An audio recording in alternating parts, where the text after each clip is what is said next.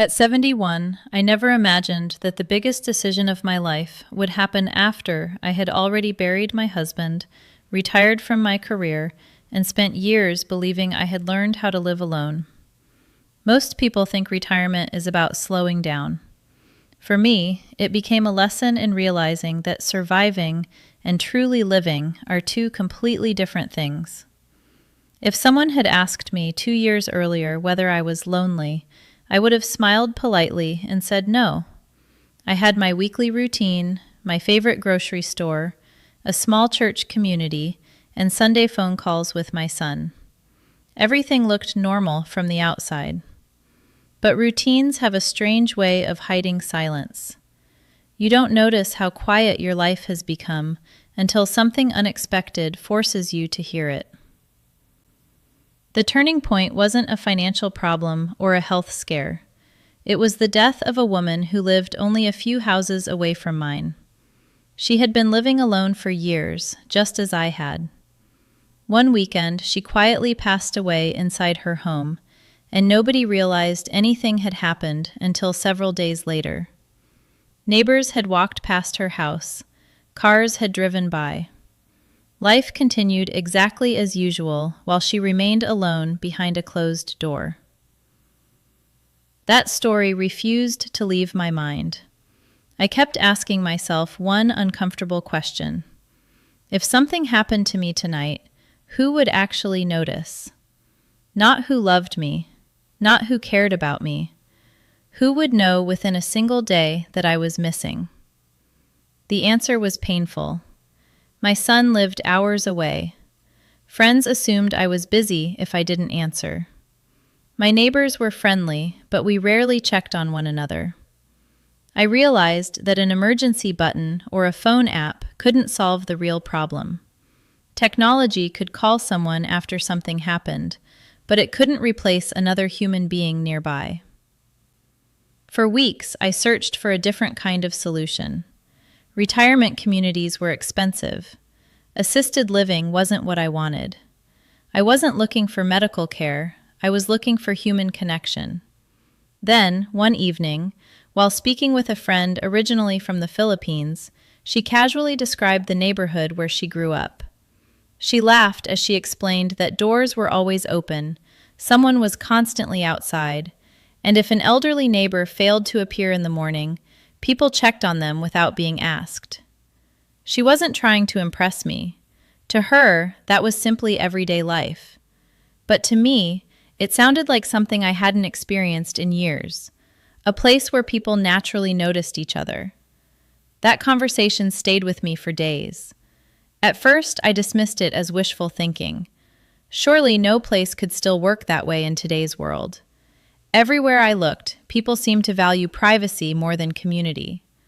We locked our doors, waved politely from a distance, and assumed everyone preferred to be left alone. But the more I reflected on my own life, the more I realized that complete independence came with a hidden price. One evening, I opened my laptop and began searching for stories from retirees who had started over in other countries. I wasn't looking for luxury or adventure. I simply wanted to know whether anyone else had found a way to feel connected again after losing a spouse. Hours passed as I read blog posts, watched interviews, and joined online discussions. Again and again, one destination kept appearing in those conversations: the Philippines. People weren't only talking about the lower cost of living. They described something much harder to measure. They spoke about neighbors greeting one another every morning, small family-owned shops where everyone knew your name, and communities where older residents weren't treated as invisible. At first, I was skeptical. The internet has a habit of making everything sound better than it really is. Still, I couldn't ignore how often the same stories appeared from completely different people. Curiosity eventually pushed me to join an online group for retirees living abroad. I spent several weeks quietly reading other people's experiences before writing my first message. Instead of asking broad questions like, "Is the Philippines a good place to retire?" I wrote something much more personal. "Has anyone here found a way to avoid living completely alone?" The responses surprised me. Many people admitted they had struggled with the exact same fear. Some had lost spouses after decades of marriage. Others had children living in different states or different countries. A few confessed that loneliness had become harder to deal with than financial stress. For the first time in years, I didn't feel like I was the only person asking these questions. As those conversations continued, a simple idea slowly began taking shape in my mind. What if several independent widows shared one comfortable home instead of each trying to face old age alone? Not as roommates forced together by money, but as friends choosing to watch out for one another. Everyone would still have their own bedroom, their own routines, and their own privacy. The only promise would be that every morning we would sit together for coffee. If someone didn't appear, the others would immediately check to make sure everything was all right. The idea sounded almost too simple, yet the more I thought about it, the more it seemed to solve the one problem that no emergency device or phone app ever could. Technology can send alerts after something goes wrong. Another caring person can notice before it becomes a tragedy. That difference changed everything, and before long, I found myself wondering whether I was brave enough to turn this unusual idea into reality. By the end of that month, what had started as a passing thought had become a real plan. Instead of endlessly imagining a better life, I decided it was time to find out whether anyone else shared the same dream. I carefully wrote a post in the retirement group explaining exactly what I had in mind. I wasn't searching for tenants or business partners. I was looking for women who believed that growing older didn't have to mean growing more isolated. I described the kind of home I imagined: a quiet house with 3 private bedrooms, a shared kitchen, and one simple daily tradition. Every morning, we would meet for coffee before beginning our day. If someone planned to leave early, they would let the others know the night before. If someone didn't show up without any explanation, the other 2 would check on her immediately. It wasn't about controlling one another. It was about making sure none of us disappeared unnoticed. Within days, messages began arriving from all over the United States. Some women thanked me for saying what they had been afraid to admit themselves. Others shared stories of losing husbands after 40 or 50 years of marriage and struggling to adjust to empty houses that suddenly felt much larger than before. A few simply wrote that they missed hearing another person's voice at breakfast. Of course, not every reply was serious. Some people misunderstood my idea completely. A few thought I was trying to start a business. Others assumed I was looking for caregivers or investors. But hidden among dozens of messages were 2 women whose words immediately caught my attention. Neither of them focused on money, vacation weather, or cheap living expenses. Instead, they talked about trust, companionship, and the fear that many older adults rarely admit out loud. The fear of facing an emergency completely alone. For several weeks, the 3 of us met through long video calls. We discussed everything imaginable. We talked about our families, our health, our daily habits, and even the little things that often become problems when strangers share a home. We laughed about our different personalities, exchanged old photographs, and slowly discovered that despite living in different states, we had far more in common than we expected. Eventually, one of us suggested something that changed the tone of every conversation. "Before we make any final decision," she said, "let's agree on one thing. If this doesn't feel right after a few weeks, nobody owes anyone an explanation. We simply shake hands, wish each other well, and go home." The idea immediately put everyone at ease. There would be no contracts, no lifelong commitments, and no pressure to stay if the arrangement failed. We weren't trying to build a perfect family overnight. We were simply giving ourselves the opportunity to see whether 3 independent widows could create something that none of us had managed to find while living alone. A few months later, our flights were booked. 3 women from different parts of America were preparing to meet in person for the first time.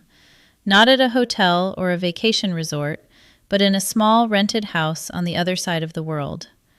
None of us knew whether the experiment would succeed, yet all 3 of us shared the same quiet hope, that perhaps this simple idea could give us something we had been missing for years, a genuine feeling that someone would notice if we weren't there tomorrow morning. The following morning, our new routine officially began. At exactly 7 o'clock, all 3 of us gathered around the small kitchen table with fresh coffee and breakfast. The conversation wasn't anything extraordinary. We talked about grocery shopping, unpacking boxes, and figuring out which cabinet should hold the dishes. But beneath those ordinary conversations was something we hadn't experienced in years, the quiet comfort of knowing that someone expected us to be there. As the days passed, our lives slowly settled into a rhythm. We each had our own bedroom and respected one another's personal space. No one felt the need to spend every minute together. Some mornings, one of us would read on the porch while another worked in the garden. Sometimes we'd explore the local markets, and other times we'd stay home enjoying the peaceful mountain air. Independence hadn't disappeared. It had simply been balanced with companionship. Living together also revealed our differences, and surprisingly, those differences made the house feel more alive. One woman loved waking before sunrise and preparing breakfast before anyone else stirred.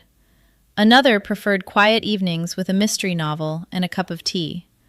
I was the organizer, constantly making lists and labeling shelves until the others laughed that I could probably organize an entire grocery store if someone handed me a marker. Even our shopping trips became small adventures. The local vendors quickly recognized us as the three American ladies.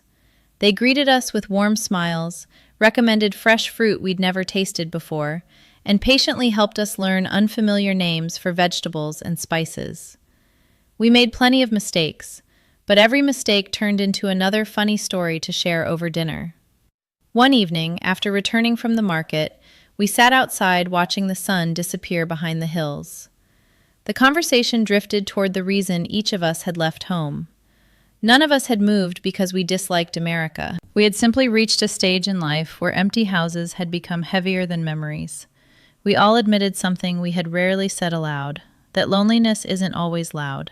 Sometimes it hides behind busy schedules, television programs, and weekly phone calls, until you forget what genuine companionship feels like. That conversation inspired us to create one simple household promise. Every evening, before going to bed, anyone planning to leave early the next morning would write it on a small whiteboard hanging near the kitchen. Whether it was a doctor's appointment, an early walk, or a trip to the market, the other two would know exactly where that person had gone. It wasn't meant to limit anyone's freedom. It was simply a way of making sure nobody worried unnecessarily. At first, the whiteboard seemed almost unnecessary. We joked that we were acting like school teachers keeping attendance. But after a few weeks, it became one of the most useful habits in the house. If someone planned to be away before breakfast, she wrote it down the night before. If the board stayed blank, everyone knew we were all expected at the coffee table the next morning. Looking back now, I realize it wasn't the whiteboard itself that mattered. It represented something much deeper. For the first time in many years, 3 independent women had quietly agreed that each of our lives mattered enough for someone else to notice our absence. None of us realized then how important that small promise would eventually become, or how one ordinary morning would put every one of those rules to the ultimate test. About a month after we settled into the house, something interesting began to happen. The neighbors no longer saw us as visitors. We had become part of the neighborhood. Every morning, someone walking past would wave from the road. The owner of the nearby grocery store greeted us by name, and the woman who sold fresh vegetables always asked which one of us was cooking dinner that evening.